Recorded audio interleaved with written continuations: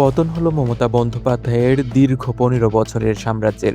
উত্তাল রাজপথ আর চরম নাটকীয়তার মাঝে ভেঙে দেয়া হলো পশ্চিমবঙ্গ বিধানসভা। বৃহস্পতিবার রাতে রাজ্যপাল আর.এন. রবি সংবিধানের ১৭৪ অনুচ্ছেদ প্রয়োগ করে এই চূড়ান্ত সিদ্ধান্ত ঘোষণা করেন। নির্বাচনের ফল প্রকাশের পর থেকেই উত্তপ্ত ছিল কলকাতা।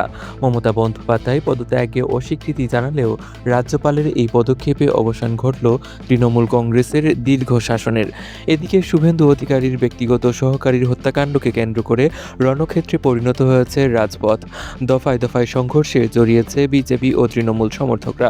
জয়ের দোরগোড়ায় থাকা বিজেপি এখন প্রস্তুতি নিচ্ছে নতুন মন্ত্রিসভা গঠনের। টানা ৩বারের মুখ্যমন্ত্রী মমতার বিদায়ে কি তবে এক নতুন রাজনৈতিক মেরুকরণের সাক্ষী হতে যাচ্ছে ওপার বাংলা? আপনার কি মনে হয় কমেন্টে জানান এবং এমন সব আপডেটের জন্য সাথেই থাকুন। ধন্যবাদ।